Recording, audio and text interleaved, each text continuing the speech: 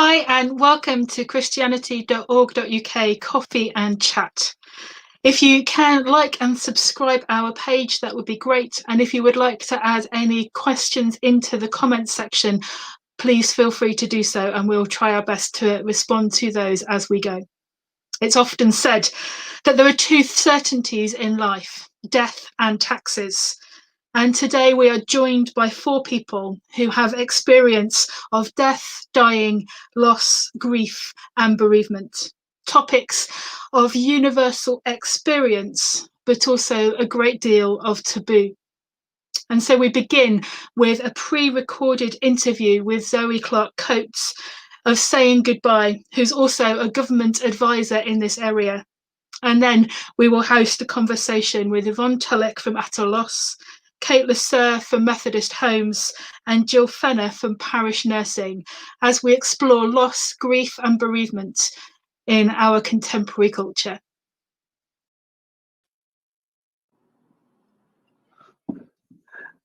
Hi everyone, I hope you're all okay. I'm grateful to have Zoe with us. Zoe, how are you? Hi, I'm all good, thank you. Can you introduce yourself and tell us a little bit? Welcome to Coffee and Chat. I should have said that first, I apologise, but welcome. You're going to share a little bit more about who you are for us and why maybe you're here with us to talk about grief and loss. Yeah, so I'm Zoe Clark-Coates. I'm a international grief specialist. I specialise in baby and child loss and pregnancy after loss, but I'm a general grief specialist. I'm an author of 4 books. I am CEO of the Mariposa Trust, which is one of the UK's leading support charities. And I'm also a government advisor co-chairing the national review into baby loss on behalf of the Health Secretary in Number 10. So you just got loads of spare time to talk to me on on a cold afternoon. Love it. Thank you so much for giving up some time. I think that the thing I've noticed personally a lot is around grief being a taboo subject in our culture, around not many people talk about it, but obviously it will affect all of us, right, at some point in our life. So why is that? Like, why is it such a taboo subject? Yeah, well, I think in Britain especially, we're just really bad at talking about death and really bad at talking about sad things in general, that we're very much told that strength is shown by keeping a stiff upper lip, and fake it till you make it has become, I think, a big mantra in the UK. And that rolls out when it comes to death and grief and sadness.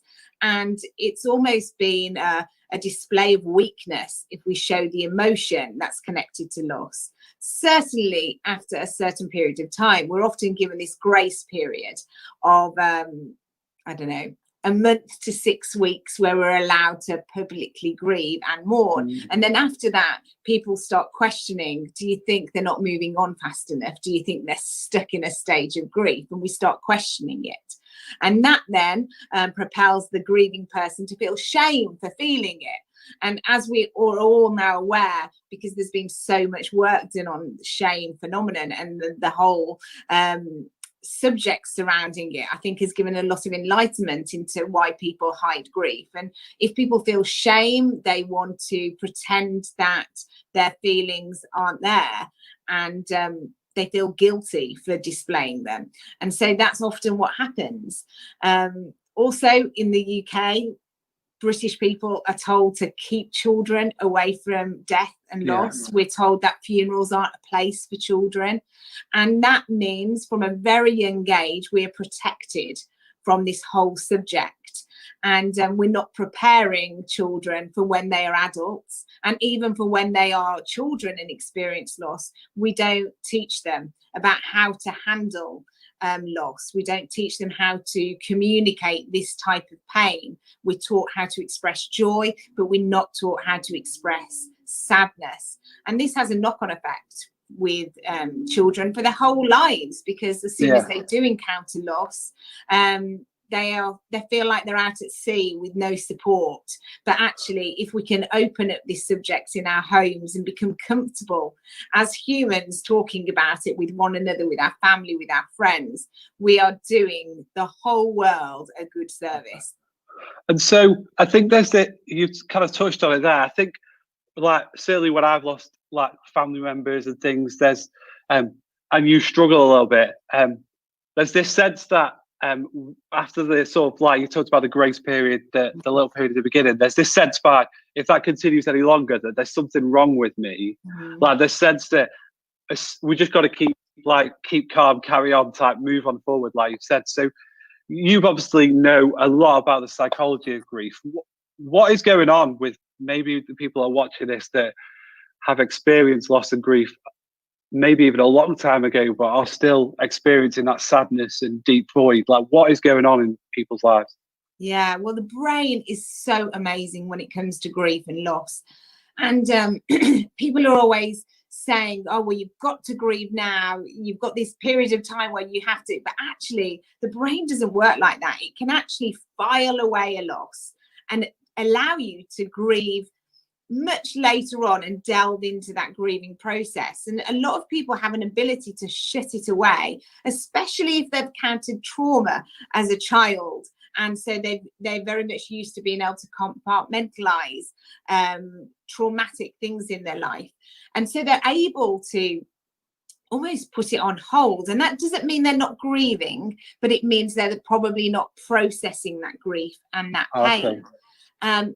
Is that the most healthy way to deal with loss? No. I would always encourage people to allow the process to happen naturally as quickly as possible, because where people have filed away the pain and the loss and haven't dealt with that trauma and the grief connected to that trauma, they can find that a lot of other decisions in their life are made out of that pain and out of that trauma. So it's so much more healthy if you allow your brain to deal with it straight away.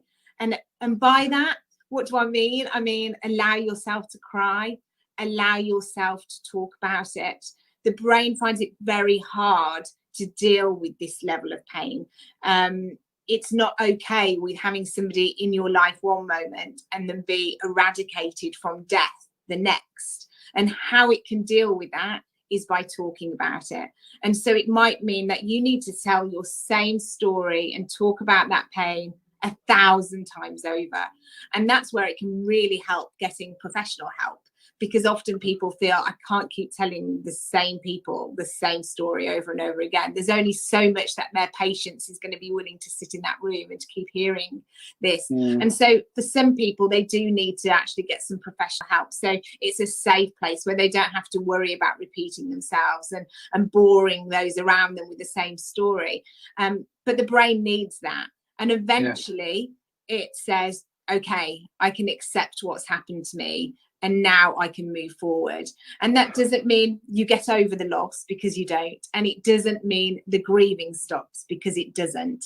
Because grief is a lifelong journey. It's forever changing. It will forever become different as you go on.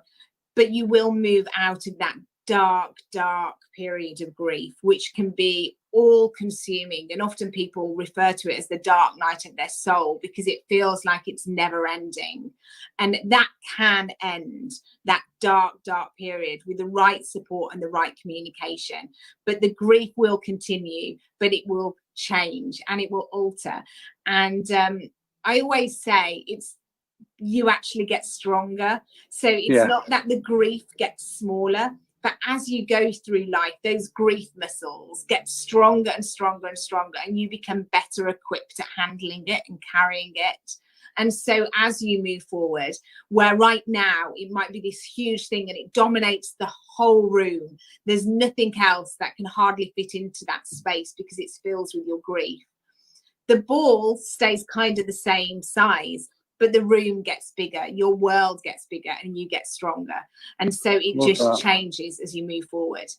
That's a really helpful, understanding of what's going on, and voicing some stuff that's really hard to, giving some words and voice to something that's really hard to voice.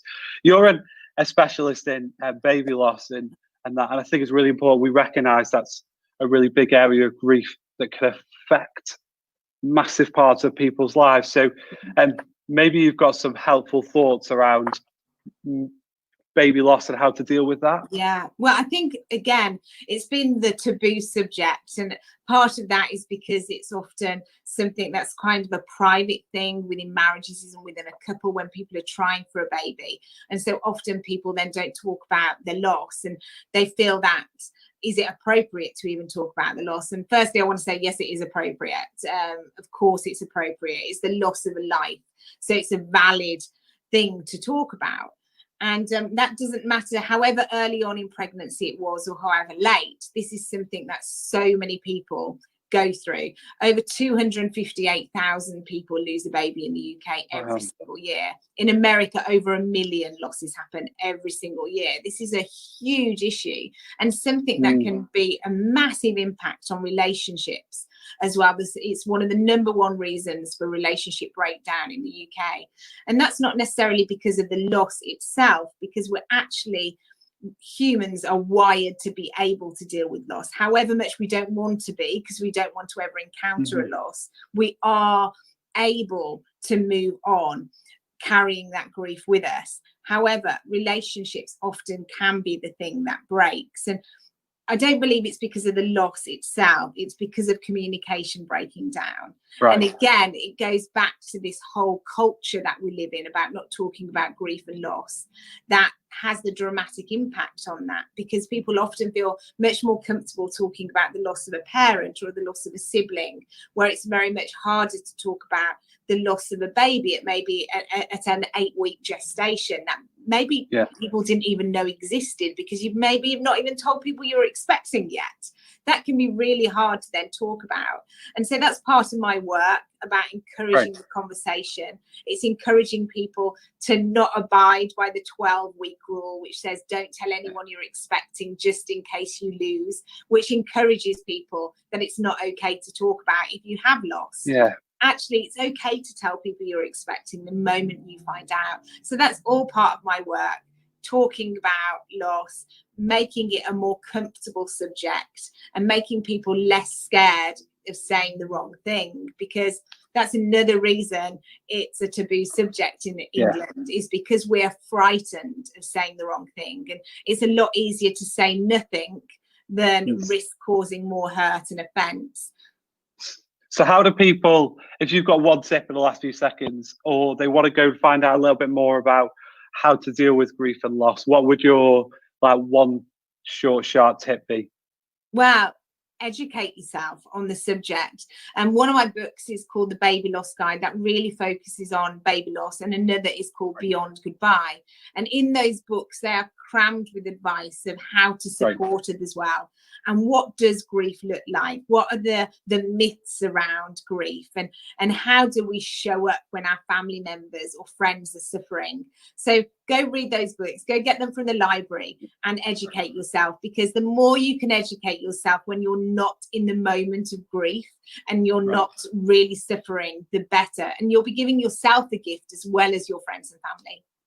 Good. And we'll put those in the comments, so they'll be popping up now, and we'll put a link to those stuff. Thank you so much for giving up your time today, and we'll speak to you soon. Goodbye. Thank you. Bye. I'm incredibly grateful to my friend Ali for leading that powerful interview with Zoe Cloakes-Clark. She offered a huge amount of introduction there for us to start our conversation about loss and grief this morning. If you would like to join our conversation, please feel free to do so by using the comments underneath this stream video, and we'll try our best to address those as we go through. I'm delighted now to be joined by Yvonne Tulloch from At a Loss. Yvonne, it's really lovely to see you. If you could tell us a little bit about who you are, what you do, and what struck you from the video. Thank you. As you say, I'm Yvonne Tulloch. I sometimes use my original surname in the middle, Richmond, Yvonne Richmond Tulloch, because I'm a minister who was widowed back in 2008, and that's what caused me to get involved in bereavement. As a result of that really traumatic experience, and it was life-changing, and I learned so many lessons from it all. I decided to set up this charity ataloss.org, which is a signposting. Basically, mostly what we do is signpost the bereaved to support services. So we've got a signposting website that crosses the UK to help bereaved find the support services that are good for them.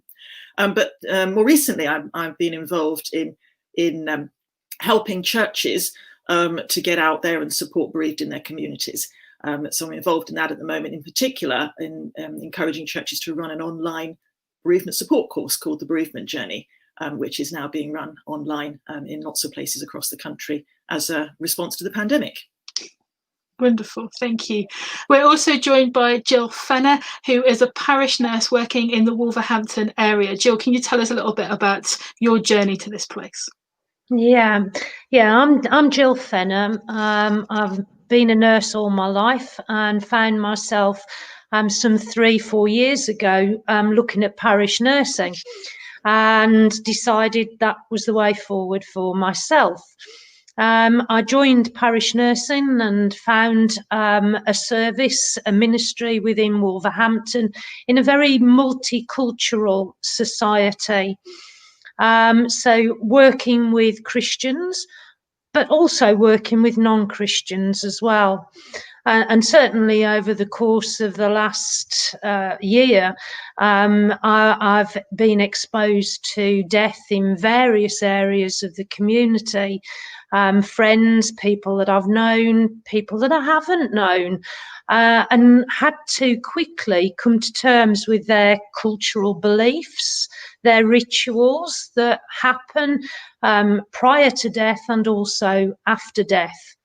I'm also the regional coordinator for Parish Nurse Ministries UK for the Midlands, across the Midlands and the South West. So I engage with other parish nurses who are exposed to different situations than myself as well. And every quarter we have a meeting to actually discuss and reflect upon our experiences. Thank you. And finally, we're joined by Kate Le Sueur from Methodist Homes. She'll refer to it as MHA as we go, but she's head of chaplaincy at Methodist Homes. Kate. Hi, yes, thanks for joining us. I'm Kate Le Sueur.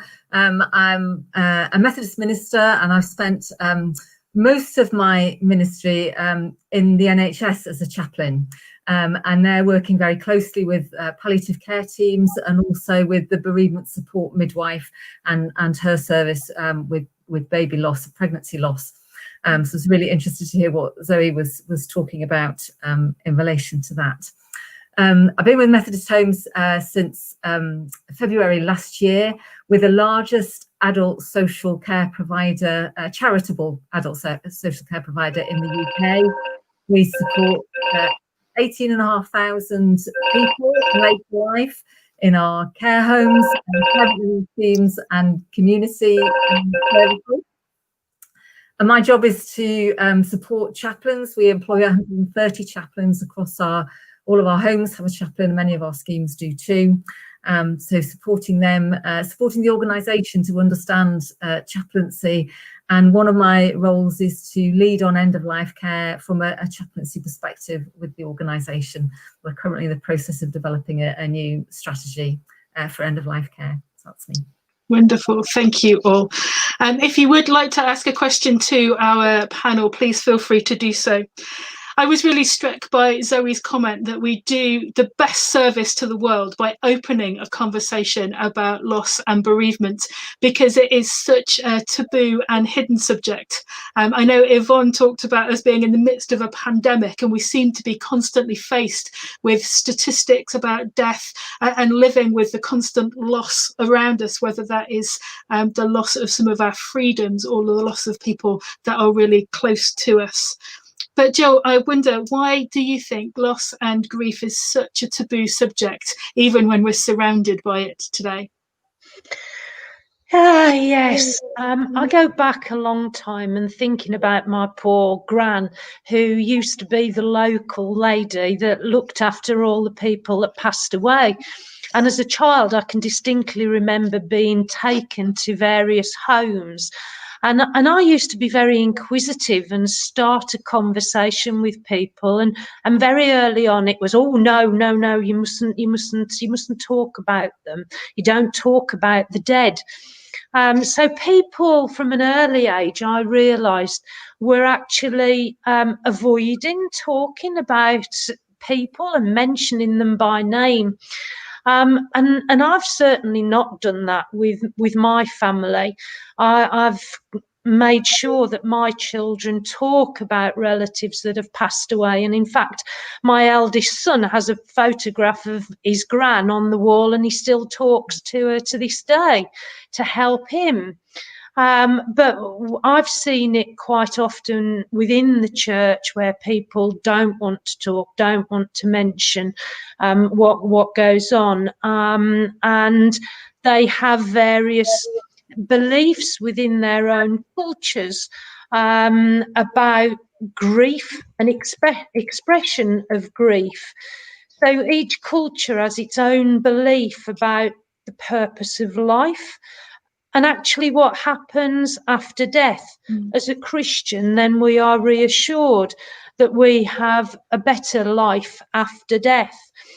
And a lot of people still believe, oh no, we can't have people cremated. Then, you know, they've got to be buried, not cremated. Grief can be expressed quietly, privately, loudly, publicly. And I see people crying and absolutely wailing outside of churches in the various cultures. Rituals around death, then people very often have wakes after a funeral service, and that varies from one religion to another. A wake can be extremely important to some of the Irish people that I've encountered. And I take myself back to when my dad died and I was only in my 20s. And Zoe mentioned about compartmentalising incidents within your life. And I actually think that that's exactly what I did with my father. I was an only child and my mother couldn't cope with life after my dad died. So I became the man in the house and took over. And I think it was only when my mum actually passed away 4 years ago that I started to express my grief personally from my father's death all those years ago. And I distinctly remember the Welsh family who laid my father out after his death. And they said to me, oh, your dad died at 4 o'clock. And this was about 6 o'clock in the morning. And I went in to see my dad, and there he was, fully laid out. I'm a nurse at that stage, but his head was bound, he'd got pennies on his eyes. And I was completely and utterly freaked out. But that was a ritual that they did back in the valleys in Wales. Mm-hmm. So I personally am really interested and often use grave talk cards with people to induce a conversation and get people to talk to me about the death of a close member or the possible future death demise of a person who's terminally ill. Yeah, there's a lot there, isn't there, about almost kind of repeated grief. A friend of mine says that when you're faced with a loss, grief always invites its friends along. that actually you can be experiencing one loss and actually it's triggering all sorts of past experiences, whether we thought we dealt with them well before or not. And I guess when we're in the midst of a pandemic where all of our rituals and all of those certainties that we have about how we do enable somebody to pass well and to be celebrated, for us to mourn, it is all taken away with the various rules and regulations that we're now engaged with. In terms of maybe some of those rituals and where we find hope, Yvonne, I wonder whether you can help us experience and explore where we may find God and hope and presence in the midst of our loss and grief. Thanks. Yeah, the subject of God is something that I find in my work comes up over and over and over again with bereaved. I do regular workshops with bereaved people on faith questions in bereavement. And the reason I started that is because as a minister, when I was bereaved, I suddenly found that not just all of my practical life and my emotional life and everything else went to pot, but my spiritual life went to pot as well. And that can take people by surprise, and a lot of people of faith expect that their faith is going to sustain them through their grief journey, and they can be really shocked to find that that whatever their belief is, suddenly it all gets questioned.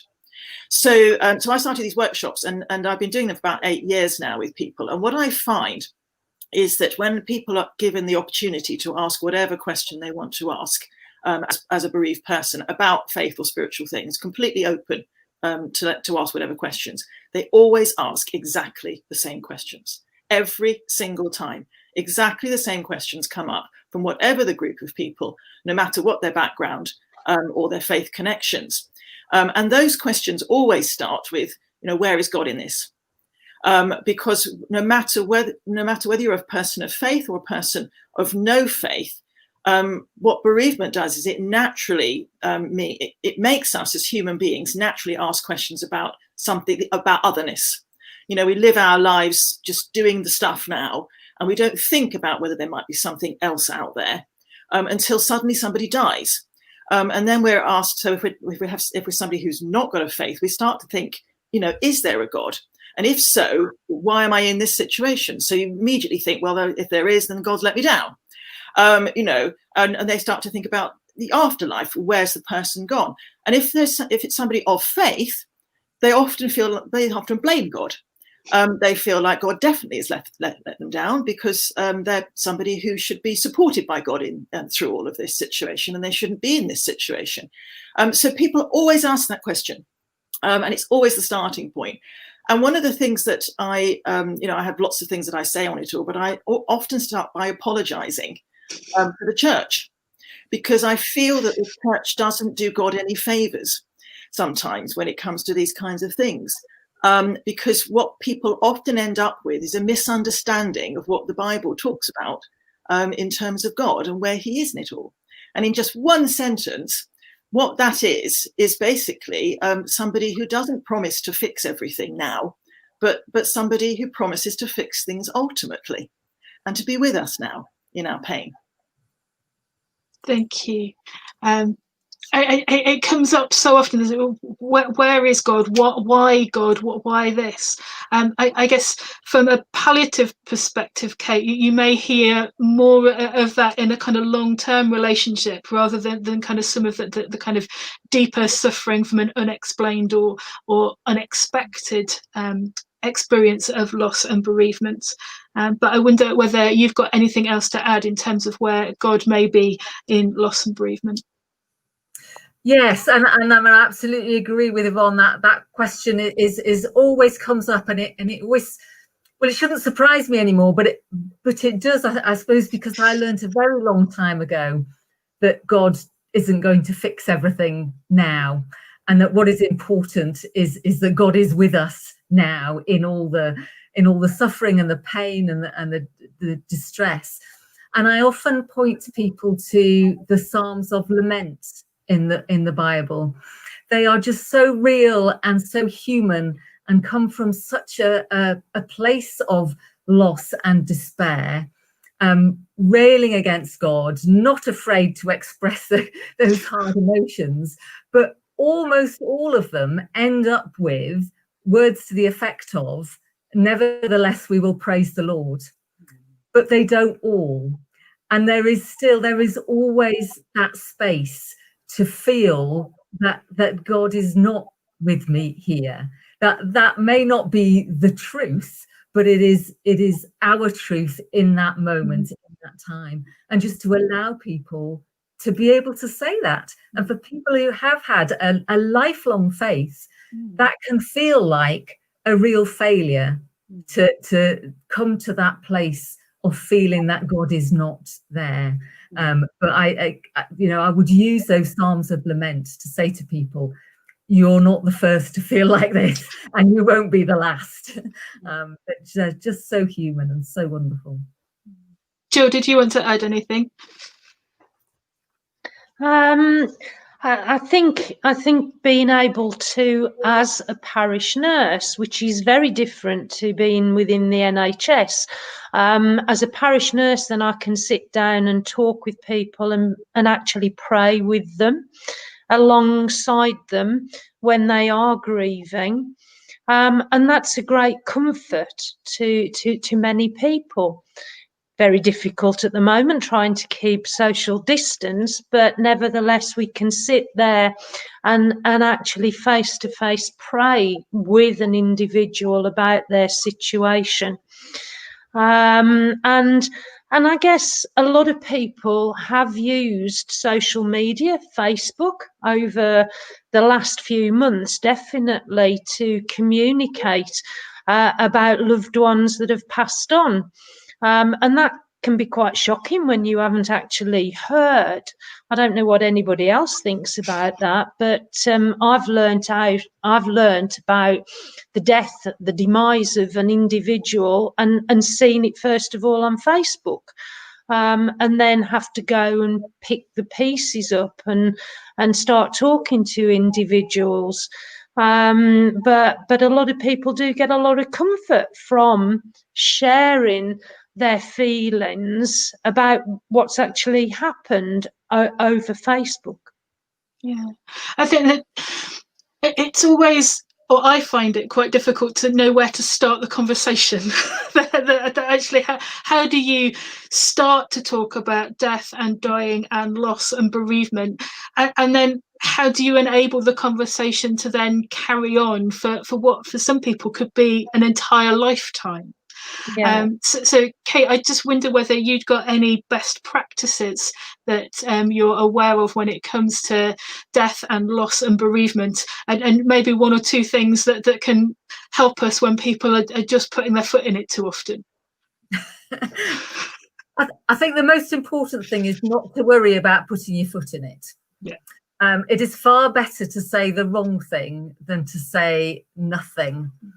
I remember my mum talking about after my father had died when I was a child. She was bereaved with 3 children at home, and she said she would watch people cross the road to avoid having to speak to her because they didn't know what to say.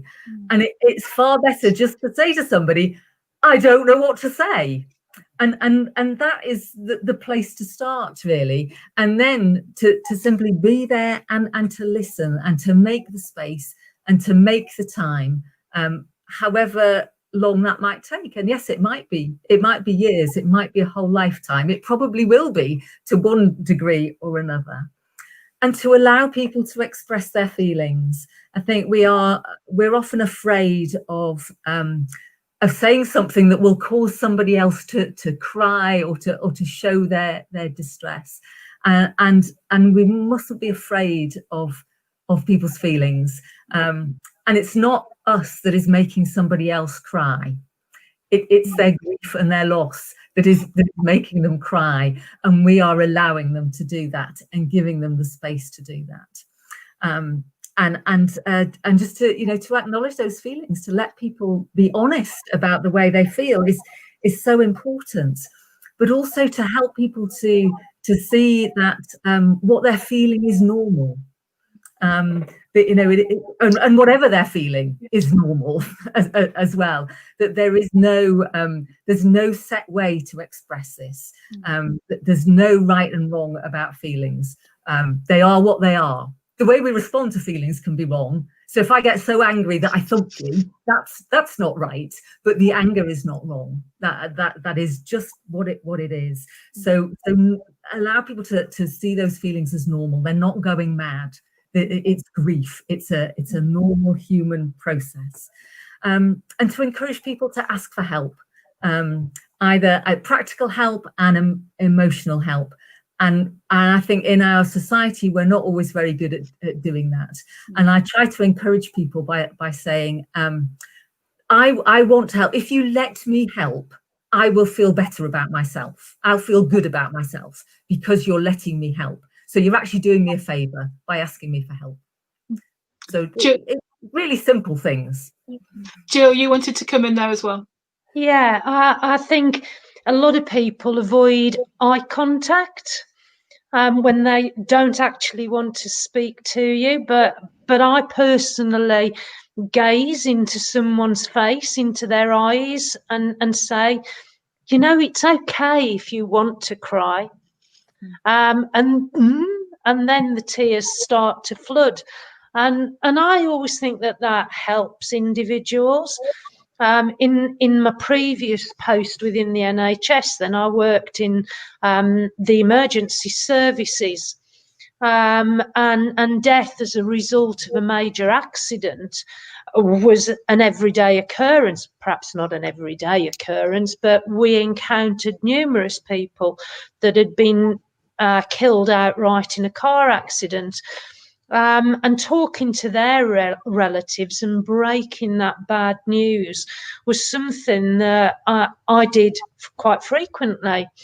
And actually looking at someone point blank in the face, they actually know what's wrong before you even open your mouth to say that their loved one is actually dead.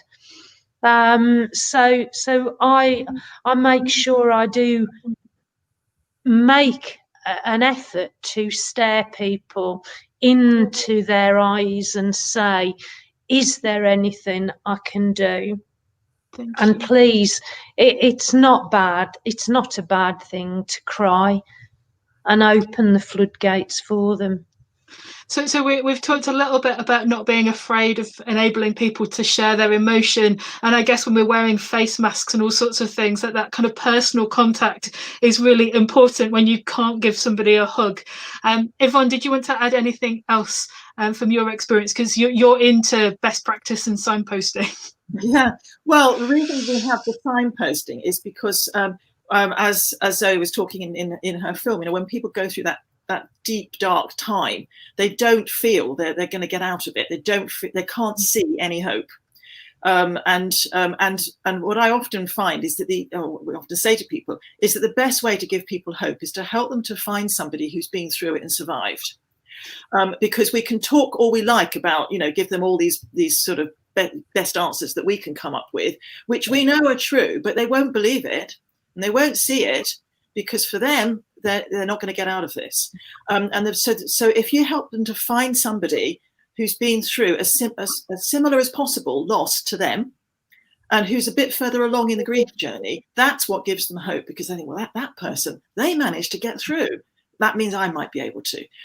So signposting is really important for that reason, finding the specialist services and that are related to the loss, and also to just find those people around who actually get it, like Kate was saying, you know, who do all the things that actually are helpful rather than unhelpful, you know, to find those people. So I would just say, make sure that people find as much help as they can and access as much help as they can, because that will help them to get through that really hard journey. And, you know, our signposting website, ataloss.org, is there for that purpose, purely for that purpose. I'm aware that we've been given a question about whether there's any good books or anything that we can signpost people to.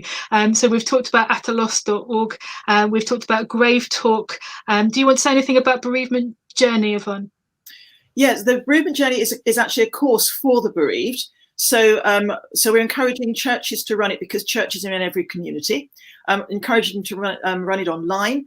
If you Google the bereavementjourney.org, you'll see their website, especially to enable churches to do that. It's a 5/6 session course that helps people go through the different areas of impact of grief, takes them on that journey and helps them to explore for themselves how they have been impacted by all these different things, and work through. It just enables them to work through things for themselves.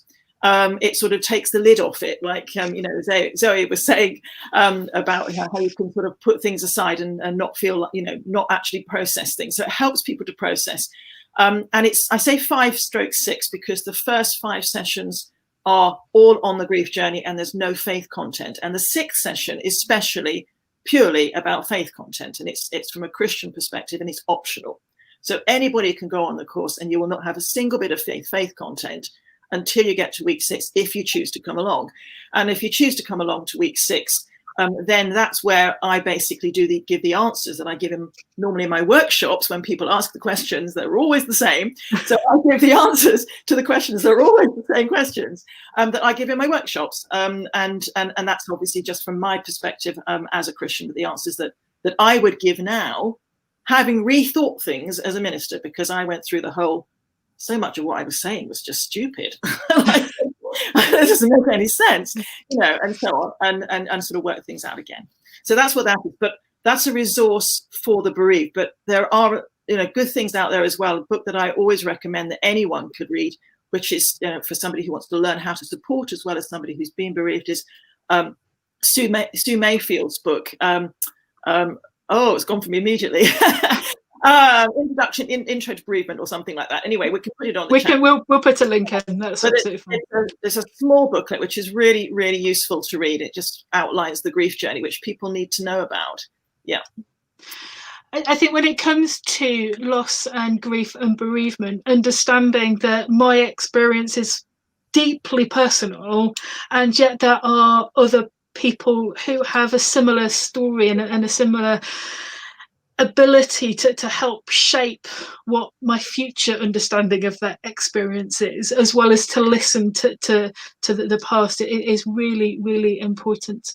And so I guess a question for all of us, Kate, I'll come to you first, is what do you wish you were told that you now know? I think 2 things. Talk about it.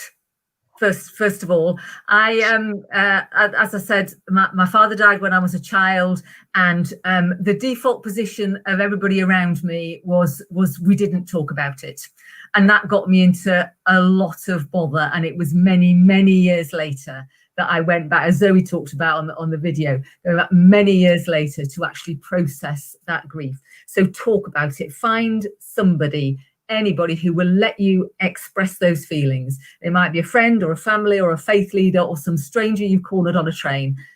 Anybody, somebody who will just listen and let you talk. And the other thing is what I said before, that your feelings are never wrong. They are your feelings. They're you. They are important, and so are you. And you matter. And that's why we shouldn't minimize those feelings. Because you matter in your grief. Thank you. Jill, what would you know now that you wish you knew before? I just cast my mind back again to when my dad died, and I didn't talk about it. And like what you've already said, yeah, you've got to talk about it, because people's grief can be just general sadness through to deep, debilitating anguish. And people have different phases: denial, anger, bargaining, depression, and coming through to acceptance at the end. So, yes, we're all individual. I don't look like any of you on the screen today, but my anguish, my grief will be different to the next person. And we have to be accepting that people will respond in these ways and encourage them to talk. Thank you. Yvonne, what do you wish you knew? I wish I knew that tell other people how you're feeling, because it's so easy to think that you have to keep quiet about things, and to go with the cultural flow. And what we actually need to do is to be brave enough to bust those the taboos, and to challenge them in a sense by telling people, this is what it's like for me, this is what's going on, and also to help other people, to guide them in how we're feeling and what's best for us, because as I was saying, everyone's individual, but to tell other people, this, if you do this, then this is what will help me. Tell other people, because they don't know themselves how best to help. Thank you. We have a question coming up that's come up in the chat. It says, how can we help other people, maybe those in our church or community, to understand that we can grieve for other things other than the death of someone close? Over lockdown, I have a daughter, a young daughter, and she was trying to rescue a butterfly from her bedroom, and in trying to rescue the butterfly did not make it. And actually the trauma that she was expressing lasted the best part of a week. And actually trying to help her to process that loss and that trauma, and was a real surprise for us. I mean, in the midst of lockdown, you think there's so many things that we're losing. A butterfly is probably not the main thing, but for her, that was the trigger of processing. So I wonder, how can we enable people to realise that grief has many forms, many triggers, many roots, that we are losing all sorts of things. Kate, thank you.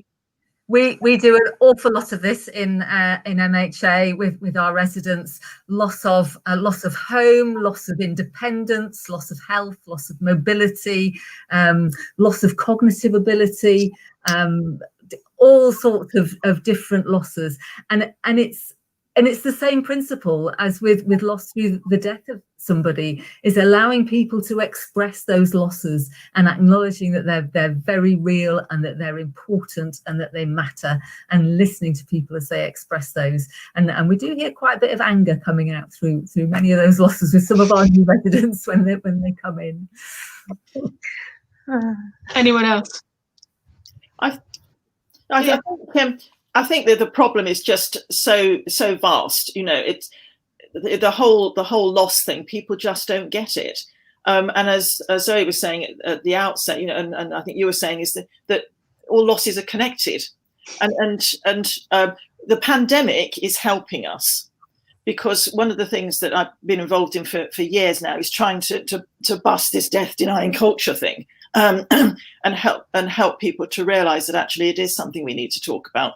And having the pandemic has brought to people's attention the fact that things, you know, life doesn't just happen as we hope it is expected to be.